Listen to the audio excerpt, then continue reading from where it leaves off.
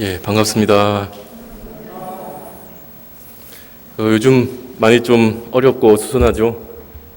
또 올해는 1년 내내 조금 복잡한 때가 되는 것 같습니다. 장마도 또 길었고요.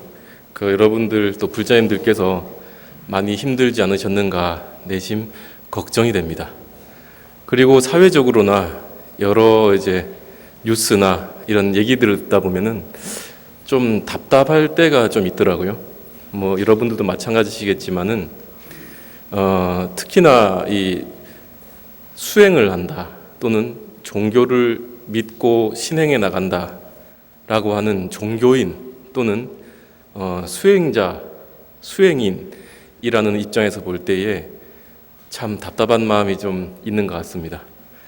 그래서 오늘은 시작할 때 시작하면서 무슨 말씀을 좀 드려보면서 시작할까라고 하다가 야운 스님이라는 스님께서 지으신, 야운 선사께서 지으신 자경문이라는 게 있습니다. 근데 여기는 지금 제가 나눠드린 프린트는 진각 해심 스님의 주인공 법문이거든요. 그건 조금 이따가 읽고, 일단 오늘 제가 시작하기 전에는 야운 스님께서 설해 주시는 바로 주인공 법문에 대해서 한번 알려드릴게요. 여러분들 주인공이라는 말 들어보셨나요? 주인공? 주인공이 누구죠? 뭘 주인공이라 하죠? 드라마나 영화를 보면은 거기 등장인물 가운데에 가장 핵심이 되는 인물을 뭐라 그러죠? 주인공이라 그러죠. 영화에 또는 연극에 가장 핵심이 되는 사람을 주인공이라고 합니다. 그러면 여러분들이 살아간다는 삶이라는 연극에서 주인공은 누굴까요? 내가 주인공이죠. 여러분들이 살아가는 것은 연극입니다. 한편의 영화고 한편의 꿈과 같은 삶이거든요. 그 삶이라는 한 판의 영화, 한 편의 연극 안에서 살아가는 주인공은 누굴까요? 나입니다. 그리고 이 주인공이란 말은 바로 불교에서 나온 말입니다. 희한하죠? 우리가 주인공 등장인물 가운데 주인공이 있고 조연이 있고 하잖아요. 주연이 있고 조연이 있잖아요. 그 주인공이란 말이 원래 불교에서 나온 말입니다. 그래서 이 야운 스님의 주인공의 법문을 설하는 바로 자경문이라고 하는 것은 스스로를 깨우친다 이 말이죠. 그 주인공이라는 것은 뭐냐면은 내가 나에게 하는 법문이에요. 그 가운데에서 오늘 이 본문의 진각 해심 스님의 주인공 법문을 읽기 전에 제가 한마디 그냥 가슴에 남는 구절이 있어서 읽고 넘어가 볼게요. 합장 한번 해볼까요? 이번 읽어드리는 것은 야운 스님의 자경문에 나오는 한 구절입니다. 그래서 한번 그냥 들어보면 좋겠다 싶어서 읽어보겠습니다. 생각컨대 이러한 말법 시대에 부처님 가신지 아득하여 마구는 강성하고 정법은 약해져서 사람마다 삿되고 호사스럽나니 바르게 이끄는 이는 적고 남을 그르치는 이는 많으며 지혜로운 이는 적고 어리석은 이가 무리를 이루니 제 스스로 도를 닦지 않으면서 또한 다른 이들까지 괴롭히나니 무릇 도에 장애되는 인연은 말로 다 할 수가 없느니라.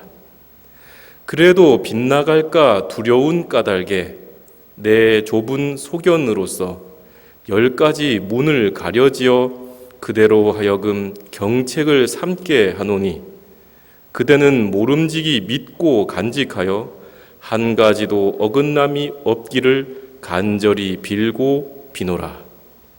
개송으로 말하리라. 어리석은 마음에 배우지 아니하면 교만한 마음만 늘어나고 어리석은 생각으로 닦지 아니하면 아상과 인상만 늘게 되네. 닦은 것도 없으면서 뽐내기만 하는 모습은 마치 줄인 범과 같고 아는 것도 없으면서 방탕하고 안일함은 마치 거꾸로 매달린 원숭이 꼬리로다.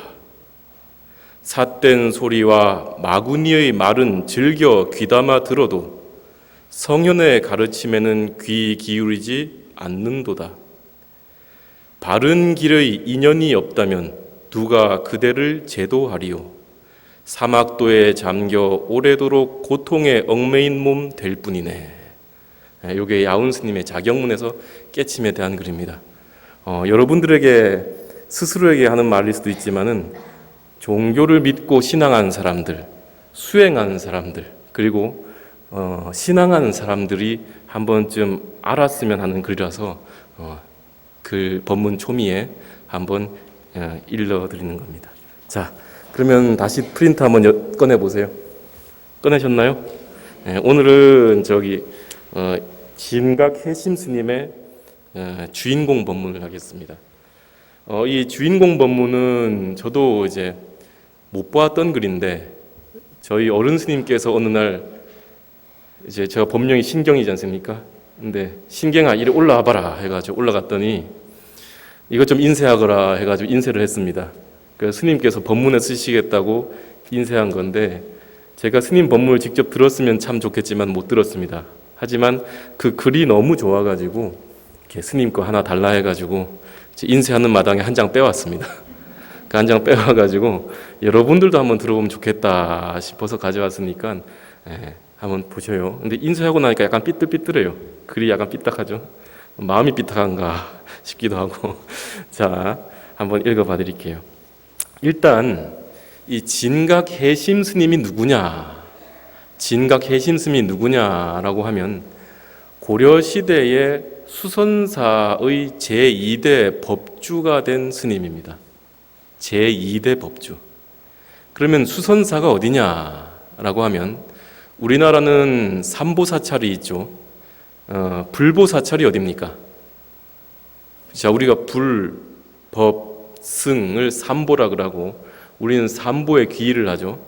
이 부처님과 불, 가르침과 법, 스님들 또는 승가, 승, 불법, 승, 삼보가 있는데 불로서 유명한 사찰이 있어요. 부처님으로 유명한 사찰이 있어요. 어디입니까?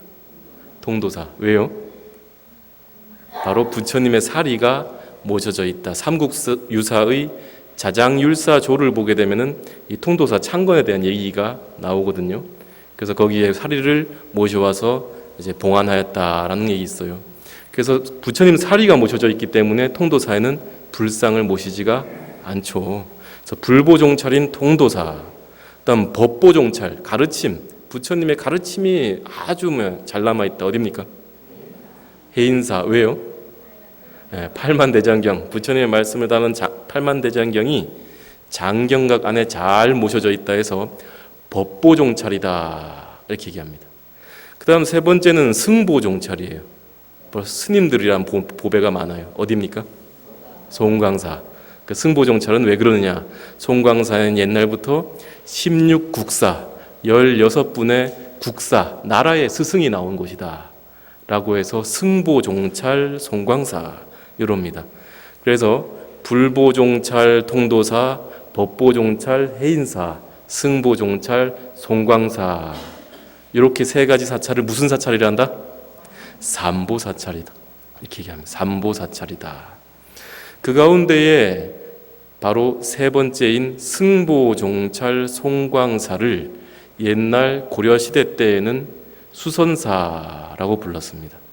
그래서 그 수선사에서 제가 예전에 한번 법문할 때 일러드린 보조국사 진울 스님이 정의 결사를 열어서 아주 수행을 열심히 하고 수선사를 중흥하게 됩니다. 그래서 수선사의 제1대 법주가 바로 보조국사 진울 스님이에요. 그리고 그 진울 스님의 제자가 바로 제2대 법주인 오늘 우리가 읽을 주인공 법문을 지으신 진각해심 선사다 이렇게 합니다. 이 진각해심 스님은 24살에 사마시라고 하는 그 과거 시험에 급제를 해요. 과거 시험에 급제를 했지만은 어머니의 병이 너무 위중한 까닭에 그 과거에 급제한 것도 놓아버리고 어머니의 병을 간호하기 위해서 고향으로 돌아옵니다. 그리고 그 이듬해인 25살 때가 되실 때 25세가 되던 해에 어머니가 병환으로 이제 돌아가시게 되자 진울 스님을 찾아가서 이제 출가를 하게 된다라고 합니다.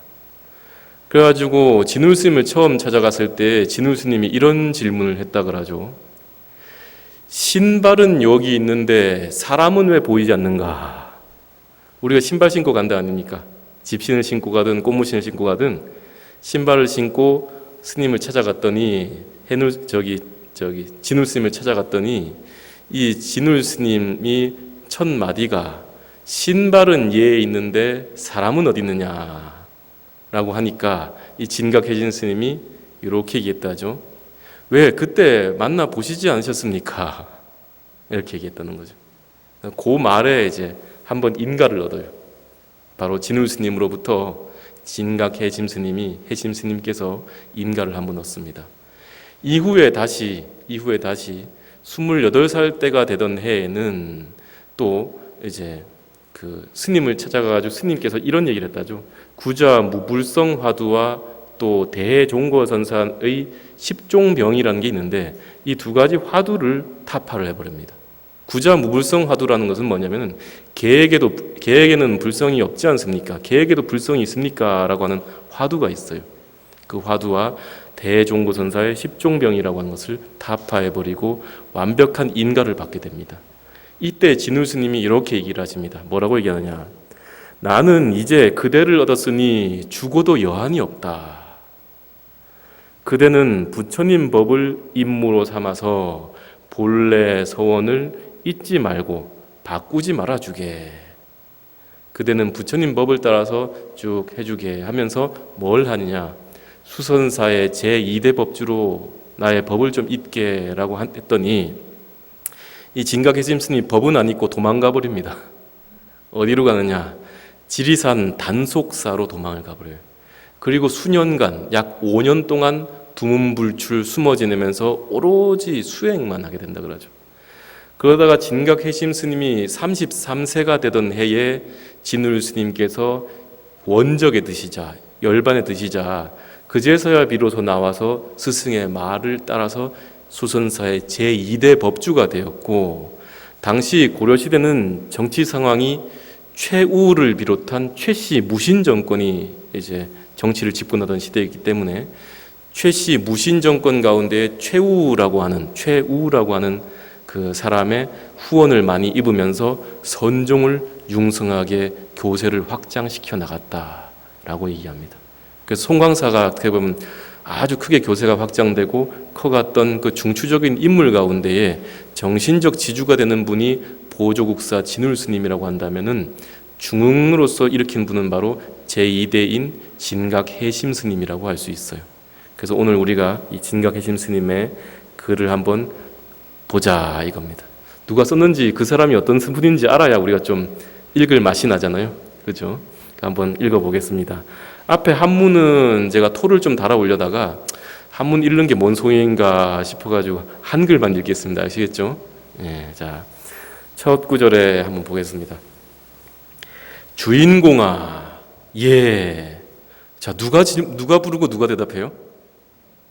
내가 부르고 내가 대답해요. 그러니까 위 한문을 보시게 되면 주인공 해놓고 낙 이렇게 되는데 낙자가 바로 승낙하다 할 때 낙자입니다. 그 대답하는 거예요. 주인공아, 예, 나의 훈계를 들으라. 내가 나에게 법문을 해주는 거예요, 세상에. 살생, 투도, 사음을 없애는 것이 가장 좋나니 불더미 지옥과 칼산 지옥에 어렵지 않게 가게 되는 것은 모두가 너의 마음을 잘못 쓰기 때문이다. 이렇게 나와 있죠. 칼산 지옥 가고 또 불더미 지옥에 가는 이유가 뭘 잘못 써서 그래요? 마음을 잘못 써서 그렇다. 그 한문에 보면 착행심 이렇게 되어 있어요. 행심, 마음을 행하는 것을 잘못 행한다 이 말이에요. 착행한다. 마음을 잘못 행하고 있다. 우리가 이 마음으로 살아가고 이 마음은 모든 행위의 근원이거든요. 우리가 어떤 행위를 할 때에 마음을 일으키고 그 마음이 의업이 표면으로 나타나는 것이 바로 신업과 구업이에요. 그 신구이 삼업은 의업이 먼저 일어나고, 그 다음 신업, 몸으로 짓는 업이 일어나고, 그 다음 구업, 이 신구업이 의업의 바탕에서 일어난다. 마음으로부터 업이 일어난다라고 얘기를 합니다. 그래서 신구의 삼업이라고 얘기하는데, 이 마음을 잘못 쓰기 때문이다라고 하는데, 이 마음이라는 것은 고대로 불교 경전에서는 이 마음을 비유할 때에 원숭이에 비유합니다. 원후. 그럼 왜 원후에 비유하느냐라고 하면, 이 마음이란 것은 여러분들이 동물원 같은 데 가면 원숭이 혹시 뛰는 거 보셨습니까? 이 나무 갔다가 저 나무 뛰었다가 철장에도 매달렸다가 그러잖아요. 마음이 왔다 갔다 그냥 이쪽 저쪽 막 댕깁니다. 우리 마음도 어떨 때는 탐내는 마음이 일어났다가 화도 났다가 또 욕심도 일어났다가 우울해지기도 했다가 이 원숭이처럼 왔다 갔다 하는 게 마음이라는 것이. 이 원숭이 같은 나무, 원숭이 같은 이 마음, 원숭이 나무에 매달린 이 원숭이 같은 이 마음을 잘못 쓰게 되면은 내가 그 원숭이를 따라서 업을 따라서 이쪽 저쪽에 삼고에 윤회하게 된다. 삼도에 윤회하게 된다. 이렇게 얘기를 하는 겁니다. 그래서 우리가 가만히 보면요, 저도 가만히 보면은 이제 저희도 이제 조금 어느 정도 지나니까 이제 조카상자, 바로 자기가 직접 받은 상자를 뭐라 그러죠? 상자라 그럽니다. 은상자라 그래요. 그러면 나의 사형 사제가 상자를 받으면 그걸 뭐라고 불러요? 우리가 삼촌 조카가 있잖아요. 큰아버지 조카가 있듯이 조카상자 이렇게 얘기합니다. 그래서 이제 조카상자들이 들어오고 또 막 출가한 스님들을 보다 보면은 이 마음에도 지문이 있구나라는 생각을 해요. 마음에도 관상이 있구나라는 생각해요.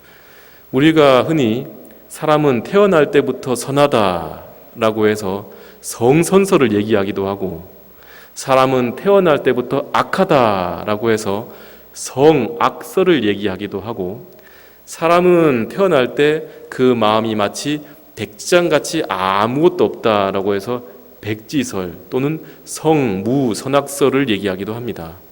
그런데 불교의 입장에서는 이 마음이라는 것은 어떤 입장일까요? 성악설일까요? 성선설일까요? 성무선악설일까요? 백지와 같은 마음일까, 태어날 때? 아니. 중생은 태어날 때에 윤회를 얘기하는 불교의 입장에서는 이 불교는 태어날 때 자신이 전생에 지은 업을 가지고 태어나거든요. 그래서 그 업 종자를 지니고 태어나기 때문에 전생에 열심히 닦고 수행을 많이 하는 사람들은 마음의 관상을 아주 좋게 가지고 태어나는데, 전생에 악한 일만 하고 태어난 사람들은 마음의 관상이 그렇게 좋지가 못해요. 그 마음의 관상이 있어요. 똑같이 출가하여 수행하여 절에 들어온 스님도 가만히 보면 각각의 성격이 다 다르고 마음의 지문과 마음의 관상이 다 다르더라 이 말입니다. 그럼 왜 마음의 지문이나 마음의 관상이 다르냐? 우리가 전생에 숙생에 대대로 몇억 업생을 지내오면서 지어놓은 업이, 그 종자가, 씨앗이, 형태가 다 다르기 때문이다 라고 합니다. 그래서 그 마음을 이제 자기가 어떤 마음의 지문을 가지고 마음의 관상을 가지고 다시 태어나면은 처음 태어날 때 그 마음이 선한 것도 아니고 그 마음이 악한 것도 아니지만은 악하거나 선한 어떤 모양을 가지고 태어나게 됩니다. 네, 희한하죠. 우리 혹시 주변에 가만히 지켜보다 보면은 사람들 여러 사람이 모여 살잖아요. 지켜보다 보면은 두 가지 변하지 않는 사실이 있으니 무엇이냐? 첫 번째는 본성불변이다. 타고난 마음 잘 안 바뀝니다. 정말 치열한 수행이나 어떤 계기를 통해서 마음이 확 바뀌지 않는 이상은 타고난 마음 바꾸기가 참 쉽지가 않아요. 그 타고난 마음이 바뀌지 않기 때문에 내내 업에 따라서 나고 죽고 하는 그것을 업력소생, 분단생사, 바로 중생이라고 얘기를 해요. 그리고 본성이 불변한다는 사실을 하나 하고 또 하나 사실이 있는데 그건 뭐냐면 유유상종입니다. 사람들 사는 모습 가만히 이렇게 지켜보잖아요. 끼리끼리 모여요. 아십니까? 끼리끼리 모였는데 그 마음이 변하지 않기 때문에 자신 마음 지문, 마음 관상에 맞는 사람들끼리 이렇게 한 무대기, 조기에 한 무대기, 여기에 한 무대기 나눠가지고 파가 이렇게 싹 나눠가지고 서로 살아요. 그 두 가지가 바뀌지 않으니 중생이 살아가는데 두 가지라는 것은 바로 본성이 잘 바뀌지 않고 본성 불변하고 유유상종 끼리끼리 모이더라 이 말입니다. 그래서 그걸 바꾸기 위해서는 어떻게 합니까? 열심히 닦고 기도하고 수행해 나가야 된다라고 하는 거죠. 그래서 우리가 여기 지금 첫 번째 구절에서 주인공아 네 마음을 잘 써야 되는데 마음을 잘 쓰게 되면은 살생이나 투도나 사음, 바로 산 것을 죽이거나 함부로 죽여버리거나 남이 주지 않는 것을 빼앗거나 가지거나 또는 바람을 피거나 이런 부부간의 윤리를 지키지 않거나 이런 것들을 행하지 않게 된다라고 얘기합니다. 그래서 우리가 살생, 투도, 사음을 얘기하는데 어떤 사람 그러죠. 저는 산 거 잘 죽이지 않습니다. 전 남의 거 잘 훔치지 않습니다. 이런 얘기하시는 분들이 있는데 우리가 직접 사람을 찔러서 직접 몸으로서 행위로서 죽여야 죽이는 게 아니에요. 뭘로서도 죽일 수 있어요. 이 한치도 안 되는 이 혓바닥으로도 사람을 죽여요. 그 사람 마음에 비수를 꽂는 말을 한다거나 이것도 뭡니까? 직접 죽인 것은 아니지만 그 마음을 죽여버리는 거예요. 그래서 그것도 살생죄가 될 수 있어요. 우리가 스스로 입도 조심해야 된다. 투도라는 것은 남이 주지 않는 것을 취하는 건데 굳이 남의 돈을 뺏어야만 뺏는 게 아니다 이 말이죠. 우리가 잘못된 방법으로 생업을 이어가면서 돈을 번다면 그것도 뭡니까? 남의 돈을 뺏는 거예요. 내가 잘못된 이익을 취할 때 그것도 남의 돈을 뺏는 거다 이렇게 얘기합니다. 아시겠죠? 그래서 마음을 잘 쓰라 이렇게 되어 있습니다. 두 번째 보게 되면은 또 구절 읽어볼게요. 주인공아, 대답 잘한다, 그죠? 나의 깨우침을 들으라. 어디서나 사람을 만나면 입을 조심하라. 입은 재앙의 문이니 더욱 막아야 하고 유마거사가 침묵한 뜻을 의당 새겨둘지니라. 이렇게 돼 있는데 여기 보게 되면은 입은 재앙의 문이다 이렇게 나와 있죠. 그래서 이걸 네 글자로 줄여가지고 앞에 한문에 보게 되면 구시화문이다 이렇게 나옵니다. 구시화문이다. 입이 바로 재앙을 일으키는 근본 문이 된다. 문이 그 입이라는 문이 조그만데 여기 활짝 열려있게 되면 어떻게 됩니까? 그 입에서 하는 말들이 재앙이 돼서 어떻게 됩니까? 나에게 다시 돌아온다 이 말이에요. 입이 바로 재앙을 일으키는 만고의 문이 된다 이런 말입니다. 그래서 우리가 흔히 이런 말을 하죠. 달변, 말 잘하는 것은 은이요. 은. 침묵은 뭐다? 금이다. 말 잘하는 것보다 뭐 하는 게 더 낫다? 차라리 침묵하는 것이 더 낫다. 그래서 우리 스님들이 처음 출가를 하러 이제 절에 가게 되면은 행자실에 들어가면 통도사 행자실에도 있는데 행자실에 뭐가 있느냐라고 하면 두 개의 명패가 딱 붙어 있습니다.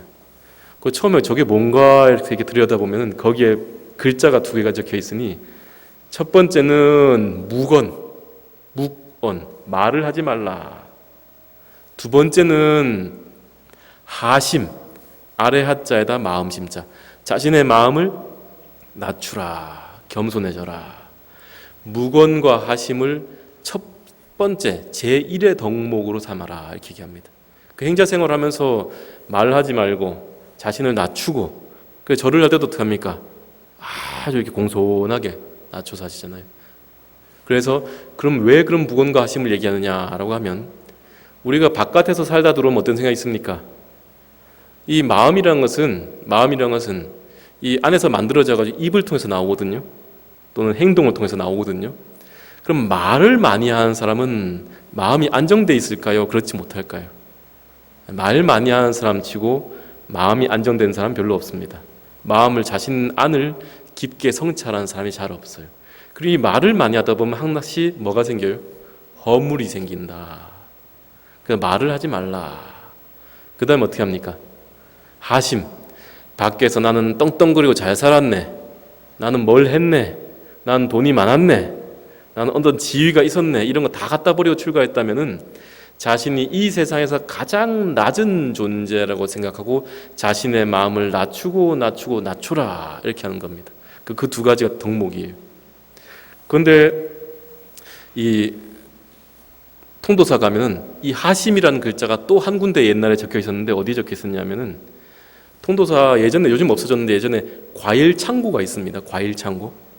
과일 창고가 왜 있냐라고 하면 부처님께 올리는 과일을 보관하기 위한 과일 냉장고가 있었어요. 큰 게 냉장고. 근데 거기 보면 거기에 문 위에 하심 이렇게 적혀 있습니다. 저게 무슨 왜 저기다 굳이 하심을 적어놨지? 저 냉장고 과일 창자 쌓아놓은데 저희 앞에서 굳이 하심할 이유가 있을까 이렇게 생각했어요. 아무 생각 없이 가다가 어느 날 원주 스님께서 제가 별자를 맡고 있었으니까 별장자 저 과일 창가 가가지고 뭐 좀 꺼내온나 이러길래 급한 마음에 뛰어갔어요. 내가 문을 열고 딱 들어가는데 제가 그렇게 키도 크지 않는데 그 문이 작았거든요. 위에 머리를 부딪힌 거죠. 꽝 하고 보여주는데 별이 번쩍 하는데 세상에 하심이란 글자가 머리에 팍 떠오르는 거 있죠. 이래서 여기 하심이란 글자를 적어놨구나. 숙이고 들어가야 되는데 세상에 그 급하다고 그냥 문 번쩍 열고 들어가다가 이마를 그냥 빵 해가지고 이마에 혹을 하나 달고 나왔거든요. 참 누가 적었는지 몰라도 참 지혜롭게 적어놨구나 했습니다. 아무튼 하심하라 이렇게 하죠. 우리 여기 그 주의스님 반배하실 때 보셨습니까? 뒤에서 보셨어요? 우리 이제 각심 스님께서 절을 하실 때 서서 반배를 하실 때 한번 보였어요? 아주 공손하게 낮추시잖아요, 그죠? 예, 그렇게 하심하라 이런 말을 하는 거예요. 자, 그래서 우리가 이 말을 많이 한다는 것은 허물을 낳고 나에게 재앙이 돌아오게 하는 문이기 때문에 우리가 항상 말을 조심해야 된다. 그런데 이 말을 조심하라 해놓고 맨 마지막에 뭐라고 적혀 있느냐?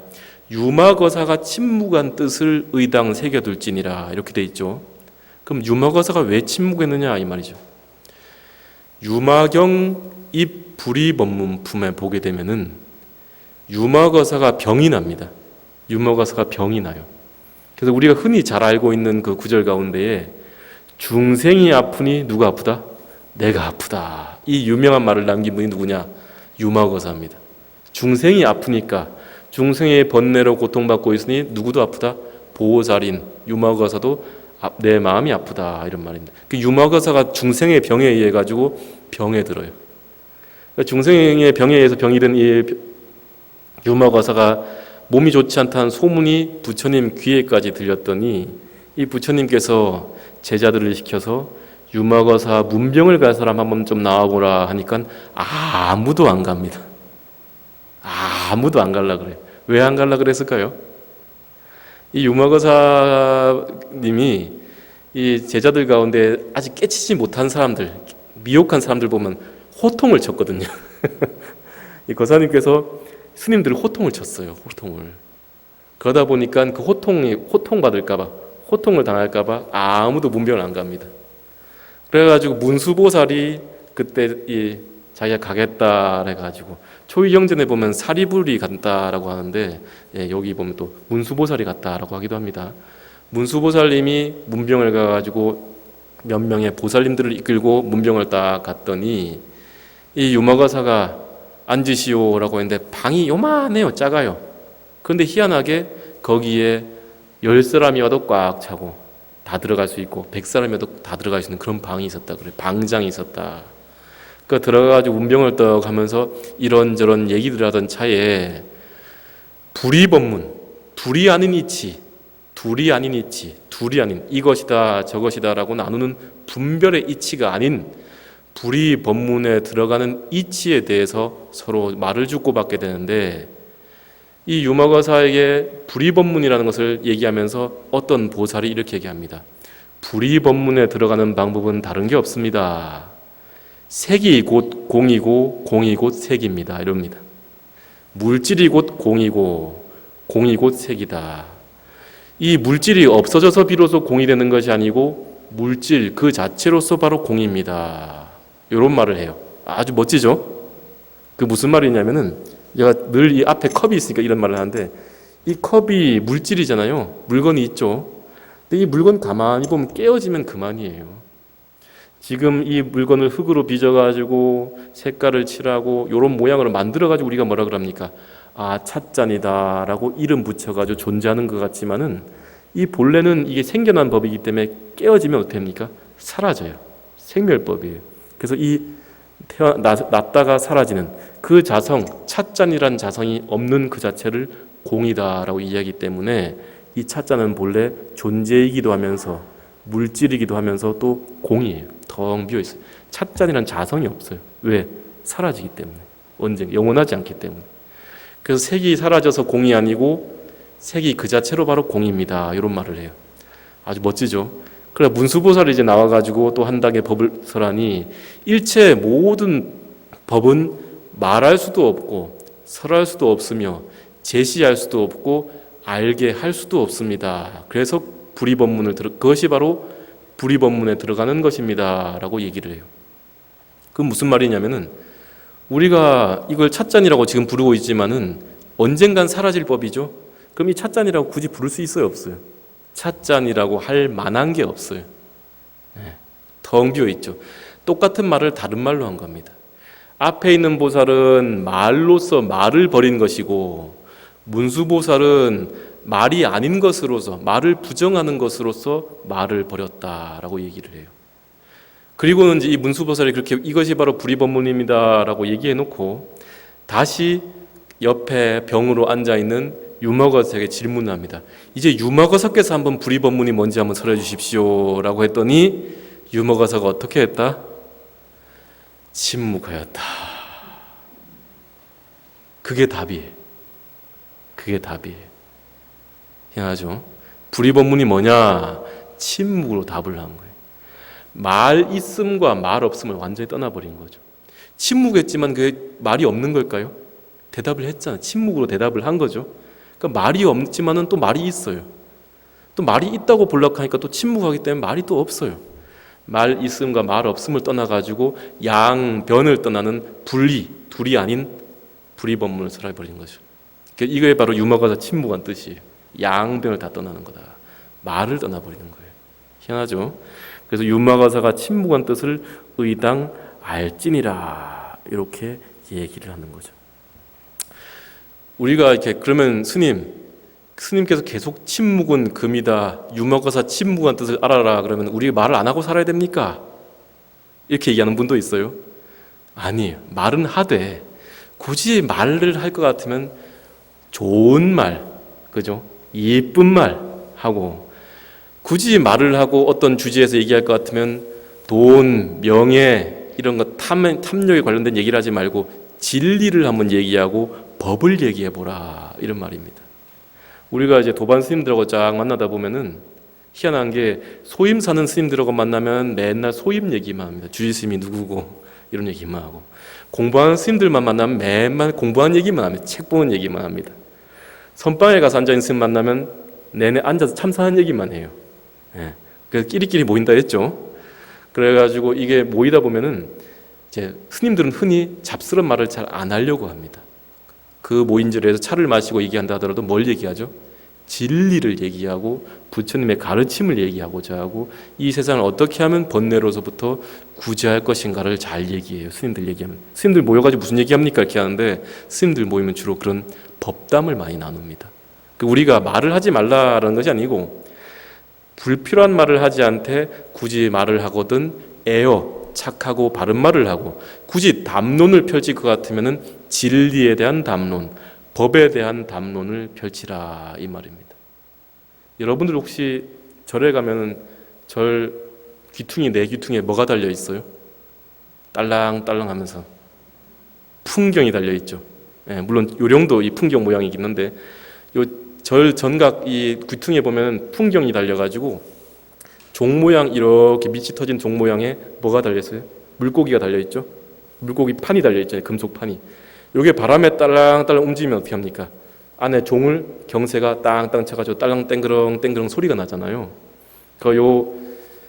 이 풍경을 가지고 어떤 스님이 그 시를 지었는데 천동 여정선사라고 하는 중국 송나라 때 스님이 지은 시가 있어서 한번 읽어봐 드릴게요. 한번 들어보세요. 통신시구 괴허공 불관동서 남북풍 1등 여거 담반야 적정동료 적정동. 이 무슨 말이냐라고 하면 통신시구, 온 몸이 입이 되어서 괴허공, 허공에 매달렸다 이 말이에요. 요령 모양이 어떻습니까? 저 요령이 이제 풍경 모양, 종 모양이죠. 그 종 밑에 이게 뭡니까? 뚜껑 뚫린 게. 요게 입이에요. 그러니까 입이 온 몸이 입이잖아요. 요령 그나 이 풍경 보면 뻥 뚫린 게 몸 전체가 뭡니까? 입이네. 그 통신시구다. 온 몸이 다 입이다 이 말이에요. 그러니까 그래가지고 어디 달려 있어요? 그 귀퉁이 처마 귀퉁이에 떡 달려가지고 있다 이 말이에요. 그리고는 뭐 어떻게 하느냐? 불관 동서 남북풍이라. 관계하지 않는다, 관여하지 않는다. 동서남북풍에 동서남북에서 불어오는 바람에 관여하지 않고 이 말이에요. 관여하지 않고 1등 여거 단반야. 언제나 똑같이 항상 반야를 노래한다. 공을 노래한다. 그리고 맨 마지막에 적정동료, 적정동은 의성어입니다. 댕그렁땡, 댕그렁땡. 그러니까 다시 읽어보면은 온 몸이 입이 되어 허공에 걸려 동서남북에서 불어오는 바람을 가리지 않고 언제나 똑같이 반야를 노래하네. 댕그렁땡, 댕그렁땡. 우리가 이 풍경이 달려있다가 동쪽에서 불어오는 바람은 땡그렁땡그렁 소리 내주고 서쪽에서 오는 바람은 소리 안 내주고 이렇게 합니까? 안 합니까? 그거 가려요? 저건 동쪽에서 오는 바람이니까 소리 내줘야지 하고 저놈은 서쪽에서 오는 바람이니까 소리 안 내줘야지 합니까? 안 그러죠. 바람만 불었다면 동서남북을 가리지 않고 땡그렁땡 땡그렁땡 하잖아요. 동서남북을 가리지 않는다는 그것이 바로 뭡니까? 분별심을 여의었다. 그리고 항상 뭐만 얘기해요?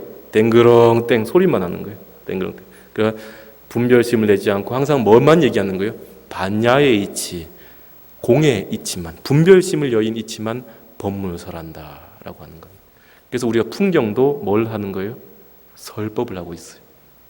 또한 우리가 굳이 말을 하고자 하면은 반야의 말을 하고 법의 진리에 대한 반문을 해라. 이런 말을 하는 겁니다. 됐죠? 세 번째 달라. 네 번째도 한번 가볼게요. 세 번째죠. 세 번째 보게 되면은 주인공아, 내 말을 들으라. 시박의 원수들을 속히 멀리 여일지니 제 마음에서 생긴 악이 도리어 자신을 죽이는 법. 꽃과 열매 너무 많이 달린 나무는 그 가지가 부러진다. 우리가 이 몸과 입과 마음으로 10가지 악업을 짓는다라고 늘 말씀드렸죠. 10가지 악업을 짓는다라고 했는데 이 악업을 짓는 이것을 10가지 악업을 뭐처럼 멀리하라? 원수처럼 멀리하라. 우리가 불구동천의 원수라고 하죠. 같은 하늘 아래에 함께 머무를 수 없는 원수가 있잖아요. 원수는 같이 살 수도 없어요. 쳐다보기도 싫고 꼴도 보기 싫잖아요. 그런 것처럼 시박을 멀리하라 이 말입니다.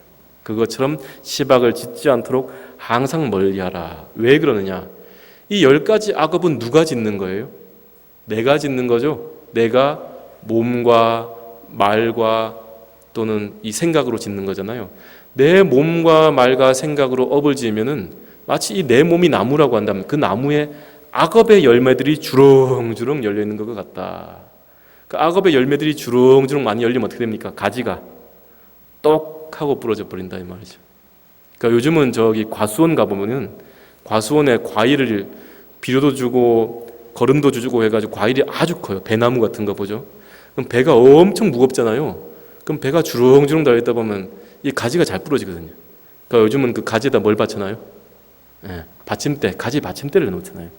그러니까 마치 그거와 같이 우리가 몸과 말과 생각으로 악업을 많이 짓게 되면은 마치 그 나무에 과일이 많이 달려있다가 그 가지에 달린 꽃과 나무가 도리어 그 가지를 상하게 하는 것처럼 부러지게 하는 것처럼 내 자신을 해친다.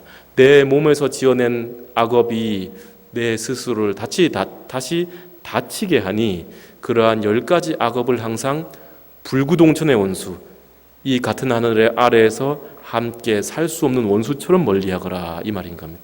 아시겠죠? 앞으로 악업이 일어난다, 탐심이 일어난다 그러면 아이고 원수구나 하고 이렇게 내치고, 여기서 진심이 일어난다 그러면 아이고 열매구나 하고 무거운 열매구나 하고 내치고, 이렇게 내치다 보면 그 나무가 청정한 나목처럼 박혀 있을 거예요. 자, 그 다음에 한번 또 볼까요? 이제 열매 얘기하다 보니까 한마디 드리고 싶은 게 뭐가 있냐면은 넘어가기 전에 우리가 기도하고 수행하는 것은 이 몸과 마음을 가볍게 하기 위한 거거든요. 몸과 마음을 가볍게 하는 것이 수행이에요. 내 몸의 악업을 제거하고 내 마음의 악업을 제거하다 보면은 이 몸과 마음이 점점 가벼워지고 경안해지는 게 수행이에요.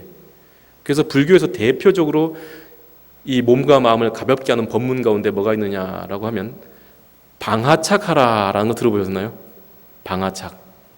이 방하착 놓아버려라 이 말이에요. 놓아버려라. 방하착하라. 이 말이 어디서 나오느냐라고 하면 옛날에 중국에 엄양 스님이라고 하는 스님이 있어요. 엄양존자라고 하는 스님이 있었습니다. 엄양 스님. 이 엄양 스님이 소문을 듣자 하니 우리가 혹시 조주 스님 들어보셨어요? 조주 스님? 끽다고 차나 한잔하고 가시게 하는 조주 스님. 120세까지 살았다는 조주 스님. 80세부터 중생 교화에 나섰다 그래요. 인생은 80부터였어요. 그 스님은 80세부터 120세까지 40년 동안 중생을 교화하고 가셨다 그래요. 오래 사셨죠. 근데 이 조주 스님이 항상 학인들이 물으러 오면, 공부를 배우러 오면은 방하착하게 하시게, 놓아버려라 이 법문만 한다는 얘기를 들어요. 엄양 스님이. 이 엄양 스님이 조주 스님을 찾아가가지고 호기심에 찾아갑니다. 아무것도 안 들고 갑니다. 그냥 몸만 딸랑딸랑 가가지고, 스님, 조주 스님, 아무것도 가져오지 않은 사람은 무엇을 놓아버립니까? 아무것도 가지고 오지 않은 사람은 무엇을 놓아버려야 합니까? 라고 물었더니 조주 스님이 눈을 지그시 감고 얘기하시기를 방하착하시게, 놓아버리게 이럽니다. 그러니까 다시 아니 스님, 저는 지금 아무것도 안 가져왔습니다. 아무것도 안 가져왔는데 도대체 뭘 놓아버리라고 하는 겁니까? 라고 했더니 그 스님이 얘기하기를 방하착하시게 이럽니다. 놓아버리게. 그 우러가 터지는 거죠. 아니 스님 보시다시피 저는 아무것도 가져온 게 없는데 도대체 계속 방하착하시는데 그 도대체 뭘 놓아버리라는 겁니까? 라고 재차 3차 물었더니 그제서야 이 조주 스님이 말씀하시길 그러면 도로 들고 가든가 이럴 겁니다. 그럼 도로 들고 가든가 착득거 이러는 거죠. 뭘 들고 가란 말일까요? 뭘 놓아버리란 말일까요? 아무것도 안 가져왔는데 뭘 들고 가래? 이게 화두거든요, 하나에.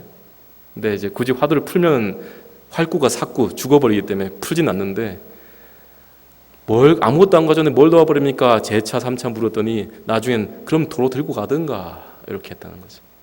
내 마음 안에 우리가 기도를 하고 수행을 하잖아요. 저희 어른 스님이 항상 하신 말 중에 하나가 기도든 공부든 수행이든 무심으로 행하라. 무심하게 행하라. 그러다 보면은 가피가 있고 그러다 보면 성취가 있다라고 하는데 우리가 흔히 뭔가를 해야 되겠다라는 마음으로 많이 하잖아요. 해야 되겠다.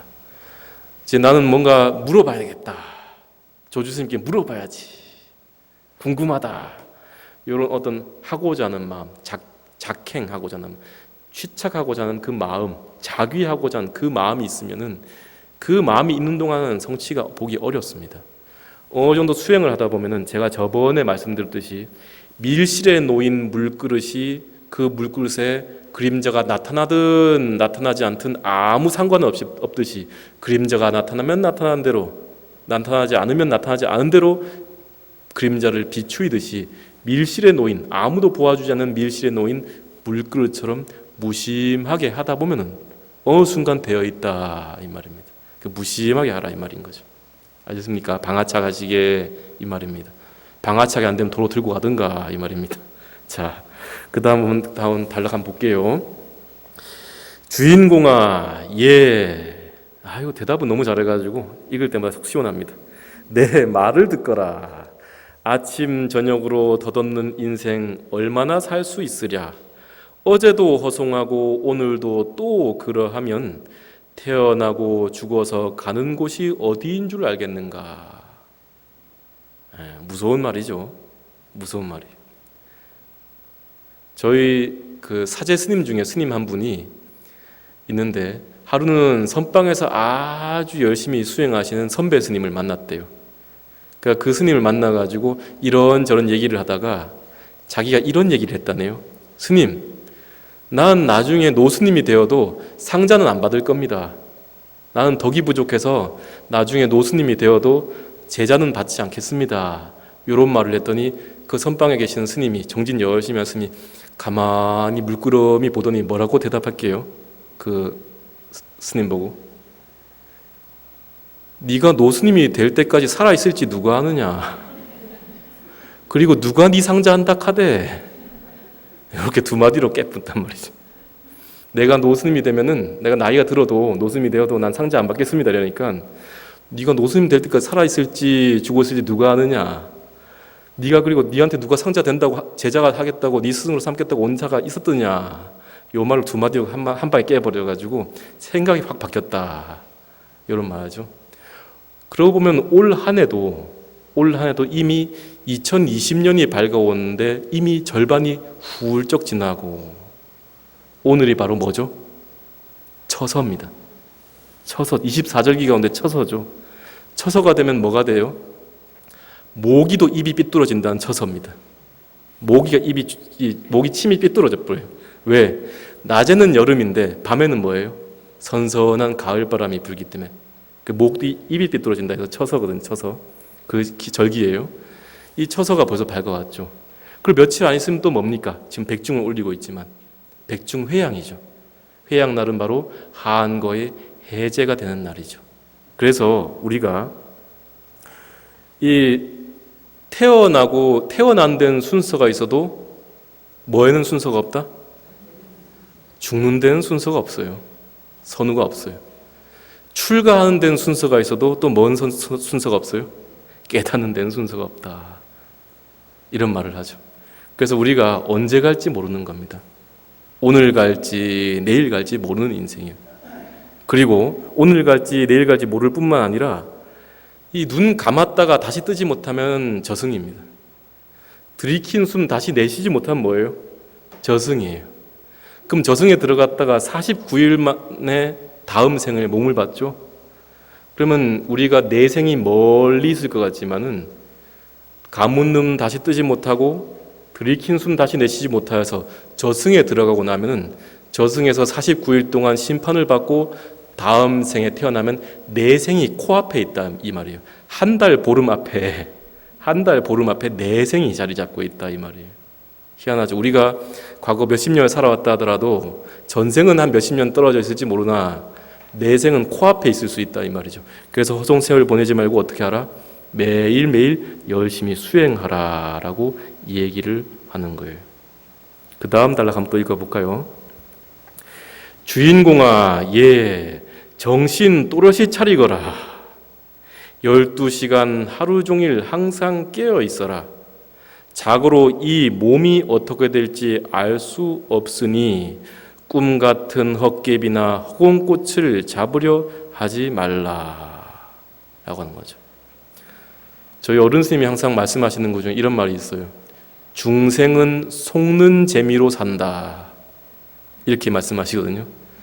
중생은 속아 넘어가는 재미로 산다. 우리 가만히 듣다 보면요, 먹고 마시고 싸고 좋아하고 싫어하고 성내고 슬퍼하는 한편의 영화 같은 인생을 가만히 들여다보면 다 헛개비와 같아요. 다 헛개비와 같아요. 그런데 그 속는 재미로 산다, 이 말이에요, 중생이. 그 속는 재미로 좀 속아도 재미있잖아요. 이게 재밌거든요. 영화가 재밌듯이, 연극이 재밌듯이. 근데 어느 정도 속아보고 속아 넘어가다 보면은 이제 재미없을 때도 됐잖아요. 많이 속아보셨잖아요, 인생에. 그러니까 이제 많이 속아보셨으니까 기멸심, 일어났다가 사라지는 그 기멸심의 마음 정도는 이제 놓아버리고 이제 제대로 된 거 한번 찾아가 살아봐야 안 되겠습니까? 물론 이제 우리 이 열애사에 오시는 이 불자님들은 이미 속는 재미는 다 잃어버리시고 그거 이제 다 느껴봐서 별 재미가 없고 이제 진짜 거 찾으러 오셨으니까 괜찮다, 이 말입니다. 그런데 보통은 중생이 속는 재미로 살아요. 그래서 꿈 같은 헛개비나 허공꽃을 잡으려 한다 이 말이에요. 우리가 금강경에 봐도 뭐라 그럽니까? 일체 유의법 여몽환포용 여로영여전 응작여시관이라. 일체 모든 인연 따라 생겨난 법은 여몽환포용 꿈과 같고 헛개비와 같고 물거품과 같고 그림자와 같으며 여로영여전 이슬과 같고 또한 번개불과 같은 것이니 일체 모든 세상에 있는 존재하는 것들을 그와 같이 바라보라. 번개불과 같이 헛개비와 같이 그렇게 바라보다 보면 그 헛개비와 같은 인생을 그렇게 바라보다 보면은 그 가운데 진실된 법이 보이기 시작할 것이다 라고 얘기를 하는 겁니다. 그 이제 쭉 얘기하다 보면 요 밑에 허공꽃이 있네. 허공꽃이란 말 들어보셨나요? 요거 한문으로 저기 보면은 공화돼 있는데 예전에 한번 이 얘기를 했더니 질문하시는 분이 있어가지고 허공꽃이 뭔지 아십니까? 허공꽃. 이 헛개비 같은 거 이런 이제 순간적으로 발생했다 있지만 있지 않은 것을 얘기할 때 이 쓰는 표현 중에 하나가 허공꽃이에요. 공화라고 얘기해요. 공화. 그 공화가 뭐냐면은 빌공자에다가 또는 허공공자에다가 꽃화자를 써서 허공꽃이라 번역하는데 그걸 굳이 의학적인 얘기로 얘기하면 비문증 아시? 비문증. 비문증이라는 것은 뭐냐면은 눈이 이제 노안이 오게 되면 노화가 되면은 이 각막이 안에서 떨어져 나가가지고 그냥 이렇게 쳐다보면 날파리가 나는 것처럼 보일 때가 있어요. 그게 비문증. 날비자에다가 초파리 문자를 써가지고 초파리가 눈앞에 날아다니는 것 같다. 날파리가 날아다니는 것 같다. 그래서 비문증이라고 합니다. 그래서 이렇게 보다 보면 뭔가 막 날아다녀요, 그죠? 눈이 이제 노화가 되신 분은 그 마치 이렇게 보다 막 날아다니는 것이 하늘에 마치 벚꽃이 흩날리는 것처럼 그렇잖아요. 그 이걸 공화라 합니다. 내 눈에는 있는 것 같은데 있어요, 없어요, 그게? 네, 제 눈의 안경인 걸 공화라고 얘기합니다. 있어도 없는 거 이 말이에요. 그 다음 한번 볼게요. 그 다음 넘어가 볼게요. 다음 단락. 주인공아, 얘 마음인가 부처인가? 부처도 아니고 마음도 아니며 또한 물건이라 할 것도 아니니라. 필경에 무엇이라고 이름하여 불러야 할까? 주인공이라 부르는 것도 벌써 틀렸느니라. 지금까지 자기 자신을 뭐라고 불렀어요? 주인공아, 예. 주인공아, 예. 하고 불렀죠? 내내 주인공아라고 이름 붙여 불러놓고 맨 마지막에 뭐라 그래요? 주인공아. 지금 불러지는 그게 마음도 아니고, 네 마음이라고 할 것도 없고, 부처라고 부를 수도 없고, 또한 뭐라 그럽니까? 물건이라고 할 수도 없고, 또 지금 내가 지금까지 주인공이라 불렀지만 주인공이라 해도 이미 그르쳤다 틀렸느니라. 그럼 내가 누굽니까? 이 말이에요. 요게 화두예요. 맨 마지막에. 지금까지 어떻게 해라 이렇게 시박을 짓지 말고 입을 조심하고 허송세월 보내지 말고 하루 종일 항상 깨어 있으라라고 얘기해 놓고 맨 마지막에는 내가 지금껏 너를 주인공이라 불렀으나 그것은 주인공이라 부른 그 너는 마음이라고 할 것도 없고 부처라고 할 것도 없으며 어떤 물건이라고 이름 붙여 말할 것이 없다. 그게 누구냐 이 말이죠. 그게 누구냐 이 말이에요. 예전에 제가 범어사 갔더니 범어사 강주 스님 한 10년이 넘었습니다. 범어사 강주 스님을 찾아가서 인사를 드렸더니 인사한 초입에 강주 스님이 다른 얘기는 하지 않으시고 이렇게 하셨습니다. 이 소리가 어디서 났느냐? 그리고 이 소리를 듣는 놈이 누구냐? 이렇게 하시더라고요. 그때는 이게 뭐하는 일인가? 기어뚱기어뚱했는데 지금은 곰곰이 생각하면 생각할수록 어떤 뜻이 올라오는 것 같아요. 그러니까 여러분들이 이름 붙여 불려지고 있죠. 아무개 하고 이름 불려지죠. 근데 그게 내가 아니다. 그러면 누구누구 아빠, 누구누구 엄마가 납니까? 아니다. 누구누구 딸, 누구누구 아들이 여러분입니까? 아니다. 무슨 심, 무슨 화라고 불리는 그 법명이 여러분입니까? 아니다 이 말이에요. 그럼 내가 납니까? 이 몸뚱이가 납니까? 아니다 이 말이에요. 그럼 내가 누굽니까? 이 말이에요. 그게 바로 화두예요. 내가 누구냐 이 말이죠. 본래 면목이 누구냐. 이걸 맨 마지막에 진각 회심 스님께서는 지금껏 주인공아 주인공아 예 하고 스스로 자문자답하다가 맨 마지막에 다시 일러주기를 화두 한 구절을 일러주고 이 대목을 끝내더라라고 얘기합니다. 여러분들이 지금껏 수행하시고 살아오시는데 여러분들 수처작주 입처계진이란 말 아시죠? 수처작주 처하는 곳마다 서 있는 곳마다 작주 주인이 될 것이며 입처계진 내가 있는 곳마다 다 진리로서 나타난다 이 말이죠. 진리가 나타난다 이 말인데 여러분들이 항상 주인공이 되어서 살 수 있는 그리고 그 주인공이 또한 누구인지 다시 생각할 수 있는 그런 한 해가 되었으면 합니다. 예, 그럼 여기서 마치겠습니다. 예, 근념하였습니다.